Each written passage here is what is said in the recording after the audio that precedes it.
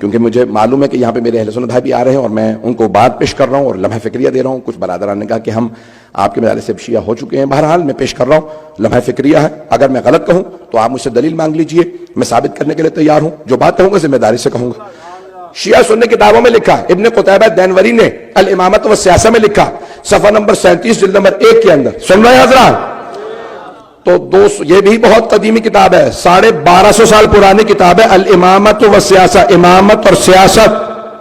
امامت یعنی یہاں پہ پیشوائی ہے, لیڈرشپ ہے, شیعہ امامت نہیں ہے. تو الامامت و سیاسہ ابن قتیبہ دینوری نے اپنی کتاب میں لکھا کہ سیدہ جب ایک مرتبہ ناراض ہو گئی تو بعد میں سارے مدینے میں بات پھیل گئی, سیدہ ناراض ہے, سیدہ ناراض ہے. ایک مرتبہ سارے مدینے میں جب بات پھیل گئی تو جن سے ناراض تھی انہیں بھی پتا چل گیا, کہ ہر مدینے کے آدمی کو پتا چل گیا کہ سیدہ ہم سے ناراض ہے. ان دونوں نے جناب امیر سے کہا, یا علی ہم سیدہ سے ایک مرتبہ ملنا چاہتے ہیں. مولا نے کہا نہیں, میں اجازت نہیں دیتا. کہ بس ایک مرتبہ ہم بات کرنا چاہتے ہیں. مدینے کا ہر آدمی جہاں ہم جاتے ہیں سننے میں آتا ہے کہ سیدہ ناراض ہے. جناب امیر گھر آئے, مساجد پہ نہیں آیا, آئے گھر, اور آنے کے بعد جناب سیدہ سے کہا شیخین آئے ہیں دروازے پہ کہ آپ سے ملنا چاہتے ہیں. مولا نے جیسی جناب خاتون جنت سے کہا کہ میں ان کی شکلیں نہیں دیکھنا چاہتی.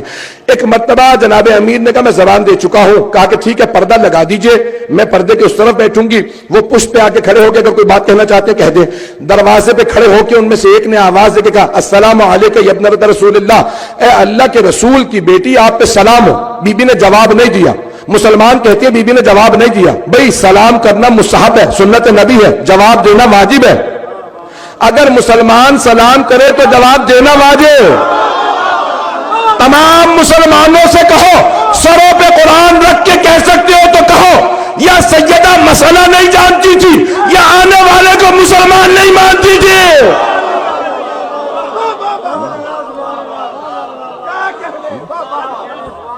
بات پہنچ رہی ہے؟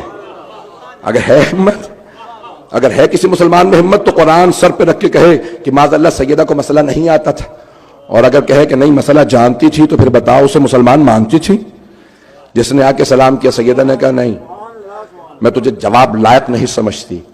یہی جناب زینب کبریٰ نے دربار یزید میں کیا تھا. جب اس نے کلام شروع کیا بار بار کا کیا بات ہے, آپ کو آواز نہیں آ رہی, کیا بات ہے, میری سلام کا جواب, کیا بات ہے, آپ جواب کیوں نہیں دیتی؟ بی بی نے کہا تجھے اس لائق نہیں سمجھتی کہ تجھ سے بات کروں. عزیزان گرامی, جناب خاتون جنت نے بالکل بے عین ہی اسی انداز سے سلام کا جواب نہیں دیا, صرف ایک سوال کیا, کیا تم دونوں نے سنا ہے؟ جب کہا کہ بھئی آپ ناراض ہیں, بی بی نے کہا سنا ہے, میرے بابا فرماتے تھے کہ اگر سیدہ ناراض ہوں تو خدا ناراض ہوتا, ان اللہ یغضب لغضب فاطمہ. سنا ہے یہ تم نے دونوں نے کہ فاطمہ کے ناراض ہونے سے خدا ناراض ہوتا ہے؟ تو کہا ہاں ہم نے سنا.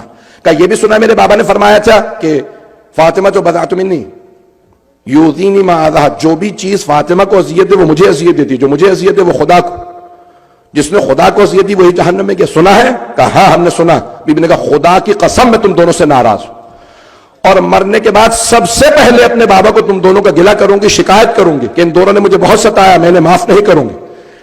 عزیزان گرامی, خاتون جنت کے الفاظ میں جانتا ہوں میں نے بہت سخت باتیں کہہ دی ہیں, لیکن عزیزان گرامی یہ خطبہ جہاں سے جناب سیدہ شروع کر رہی ہیں, اگر سنیں گے تو میں آگے بڑھوں گا, اگر کہیں گے تو میں موضوع بدل دیتا ہوں. دل آزادی تو نہیں ہو رہی, کوئی پریشان تو نہیں ہو رہا؟ اگر کہیں گے تو میں آگے بڑھوں, اگر چاہتے ہیں میں آگے بڑھوں تو باواز بلند صلوات.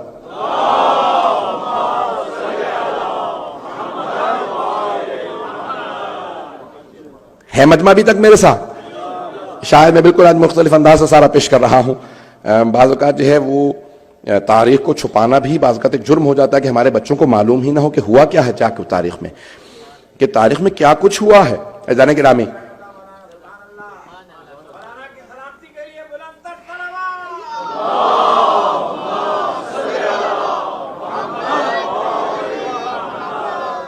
چلتے رہیں گے. عزیزان گرامی, اس مقام پہ بہت سے علماء نے لکھا ہے اہل سنت کے کہ دونوں موجود تھے, کیونکہ تو پہلے نے فوراً رونا شروع کیا اور وہ وہاں سے باہر نکل گئے اور کہا کہ مجھے کچھ نہیں چاہیے. سیدہ ناراض ہو گئی. دوسرے نے جا کے کہا کہ لوگوں کو مت بتانا کہ کیا ہوا ہے, اور اس معاملے کو یہیں پہ دبا دو, اور عورتوں کی باتوں میں مت آنا, اور چھوڑ دو اس معاملے کو. کہا کہ نہیں میں یہ نہیں دیکھ سکتا کہ اب سیدہ جو ہے ناراض ہو رہی. کہا کہ چھوڑ دو اس معاملے کو. کہا ٹھیک ہے, بھی چیزوں کا کیا کریں گے؟ کہا ہمیں سب چیزوں کو اپنے پاس رکھنا ہے. پھر دوبارہ منصوبہ بندی ہونے لگی اور کیا کیا چھیننا ہے اور کس طرح سے معاملات کو آگے بڑھانا ہے.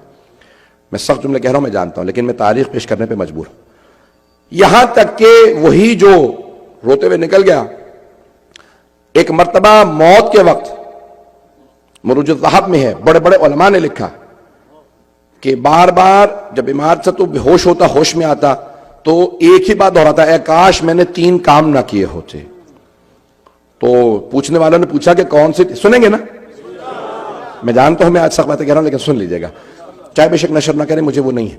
صرف میں اپنے بچوں کو بتانا چاہتا ہوں کہ ہماری تاریخ کیا ہے، کیوں ہمارا اتنا سخت موقف ہے. تو ایک مرتبہ کہا ہے کاش میں نے 3 کام نہ کیے ہوتے، مجھے صرف ایک کام کو پیش کرنا ہے. پوچھا کون سے 3 کام، کیوں رو رہے ہیں اس وقت؟ کہا میں جب بھی آنکھیں بند کرتا ہوں میرے سامنے جہنم آ جاتی ہے اور میں دیکھتا ہوں کہ فرشتے ہیں وہ کہتے ہیں کہ جہنم تیرے انتظار میں ہے، تو نے اس پہ ظلم کیا جس کا ظلم خدا برداشت نہیں کرتا. کہا کاش میں نے 3 کام نہ کیے ہوتے. کہا کون سے 3 کام؟ کہا کاش میں فاطمہ کے دروازے پہ آگ نہ لے جاتا، میں در سیدہ پہ آگ لے کے نہ گیا ہوتا. اے کاش میں نے دروازے کو آگ نہ لگائی ہوتی. یہ آگ میرے لیے جہنم کی آگ کا سبب بن گئی ہے. کیوں؟ اب نظر آ رہا ہے سب کچھ. کئی ایسے گناہ ہوتے ہیں جس کے بعد توبہ کے دروازے بند ہو جاتے ہیں.